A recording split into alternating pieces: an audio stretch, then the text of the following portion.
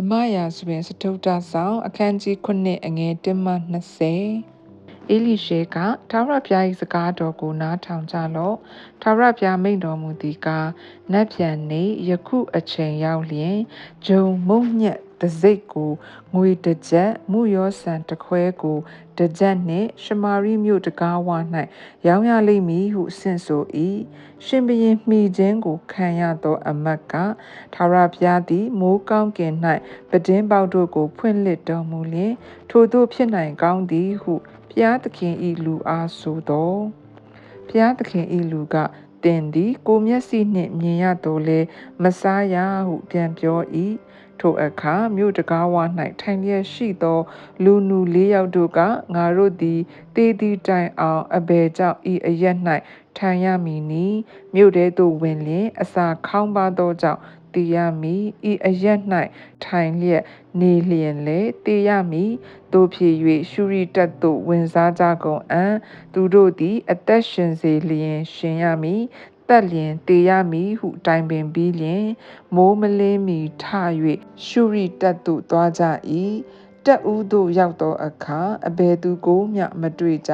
အကြောင်းမူကားရှုရိလူတို့သည်ယထာစီသူရဲ့မြင်းစီသူရဲ့များစွာသောဘိုးချေအတန်ကိုကြားစေခြင်းငှာ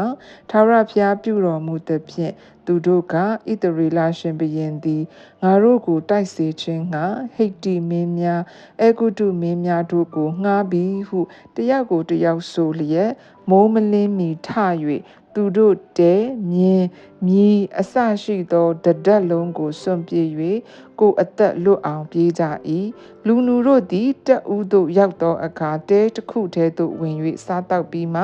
ရွှေငွေအဝတ်တစားများကိုယူသွားပြီးလျှင်ဝတ်ထားကြ၏နောက်တစ်ဖန်အခြားသောတဲသို့ဝင်၍ဥစ္စာများကိုယူသွားပြီးလျှင်ဝတ်ထားကြ၏တို့ရာတွင်ငါတို့သည်ကောင်းမွန်စွာမပြုပါတကားယခုနေ့သည်ကောင်းသောသတင်းကိုကြားပြောရသောနေ့ဖြစ်လျက်ငါတို့သည်မကြားမပြောဘဲနေပါပြီတကားမိုးလင်းသည့်တိုင်အောင်မပြောဘဲနေလျင်အမှုတစ်စုံတစ်ခုရောက်လိမ့်မည်တို့ဖြစ်၍နန်းတော်၌သတင်းကြားပြောအံ့သောငါတို့သည်သွားကြကုန်အံ့ဟုတိုင်ပင်ပြီးမှမြို့သို့သွား၍တကားပြင်၌ဟစ်ခေါ်လျက်ငါတို့သည်ရှုရိတက်သို့ရောက်၍အဘယ်သူကိုမျှမတွေ့လူတန်ကိုမကြားမြင်းမြီးတို့ကိုချီနှောင်လျက်တဲများလည်းတက်တိုင်းရှိသည်ကိုတွေ့ပါ၏ဟုကြားပြောသည့်အတိုင်းတကဆောင်တို့သည်တယောက်ကိုတယောက်ဟစ်၍ထိုသတင်းသည်နန်းတော်ထဲသို့ရောက်လေ၏မိုးမလင်းမီရှင်ဘုရင်သည်ထ၍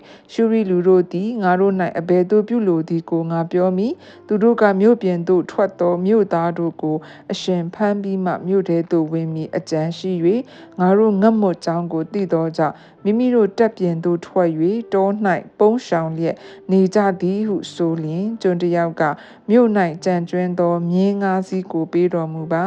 ထိုမြင်းမူကားပျက်စီးခြင်းသို့ရောက်သောဣသရေလအမျိုးအလုံးအရင်ကဲ့သို့ဖြစ်ပါ၏ထိုမြင်းတို့ကိုစီးလျက်သွား၍ကြည့်ရှုရသောအခွင့်ကိုပေးတော်မူပါဟုလျှောက်ပြီးမှ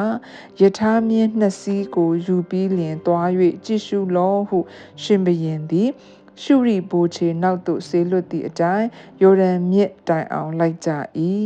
ရှုရိလူတို့သည်အလင်းအမြန်ပြေးရာတွင်ပြစ်ခဲ့သောအဝတ်တစားတို့သည်လမ်း၌ပြည့်လျက်ရှိကြ၏ဆေလွတ်သူတို့သည်ပြန်လာ၍နားတော်လျှောက်ကြ၏ထိုအခါမြို့သားတို့သည်ထွက်၍ရှုရိတဲတို့ကိုလူယူကြ၏ထာဝရဘုရား၏စကားတော်အတိုင်းဂျုံမုံညက်တစိတ်ကိုငွေတစ်ကျပ်မုယောဆန်တစ်ခွဲကိုတစ်ကျပ်နှင့်ရောင်းကြ၏ရှင်ဘုရင်မိခြင်းကိုခံရသောအမတ်သည်အမိန့်တော်အတိုင်းတကားတော်ကိုစောင့်သည်တွင်ထွက်ဝင်သောသူတို့နင်းမိ၍ဖျားသခင်ဤလူသည်ရှင်ဘုရင်ရောက်လာသောအခါ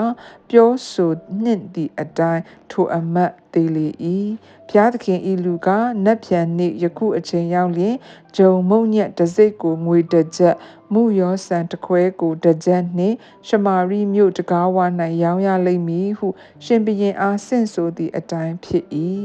အမတ်ကလည်းထာဝရဘုရားသည်မိုးကောင်းကင်၌ ပဒင်းပေါက်တို့ကိုဖွင့်လှစ်တော်မူလျင်ထိုတို့ဖြစ်နိုင်ကောင်းသည်ဟုဘုရားသခင်၏လူအားဆို၍ဘုရားသခင်၏လူကသင်သည်ကိုမျက်စိနှင့်မြင်ရတော်လဲမစားရဟုပြန်ပြောသည့်အတိုင်းထိုအမတ်၌ဖြစ်၏မြို့တကားဝမှမြို့သားတို့နင်းခြင်းကိုခံရ၍သေလေ၏အာမင် God bless you